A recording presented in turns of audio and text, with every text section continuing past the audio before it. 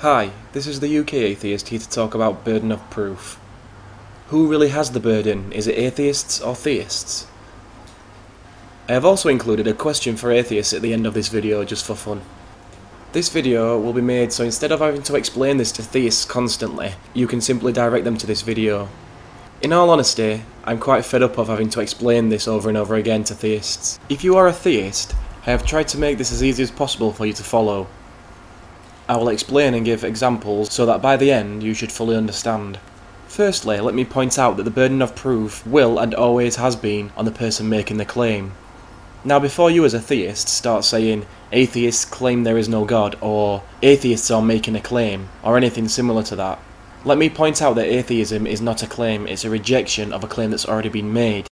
Your claim of God. Another way to put it is trying to prove the non-existence of something is illogical and nonsensical. The reason being that all attempts to disprove this claim can be rationalised by the person making the claim to start with. An easy way to explain this is by using examples. The first example I will give you is the following.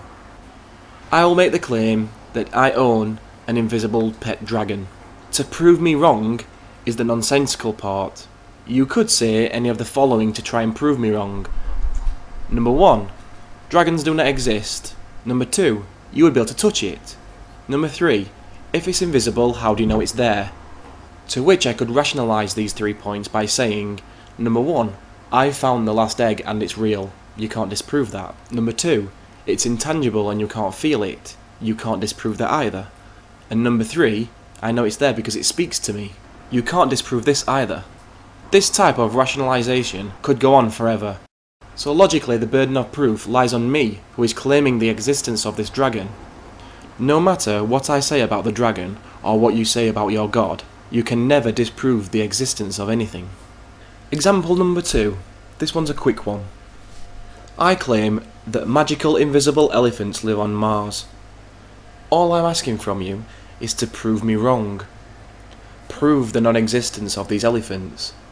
Hopefully you will now understand why it is impossible to do so. If you claim anything about these elephants, I could just say they're magical elephants. You may see my point. If you cannot disprove that I have an invisible pet dragon, or cannot disprove that the magical invisible elephants that live on Mars exist, does that mean that they must exist? Of course not. This is why the burden of proof lies with theists, because this is what they claim with their God. If you still not believe that the burden of proof lies on you, the theist, then I challenge you to do the following. Please disprove my claims, bearing in mind the dragon and the elephants are magical and can do anything.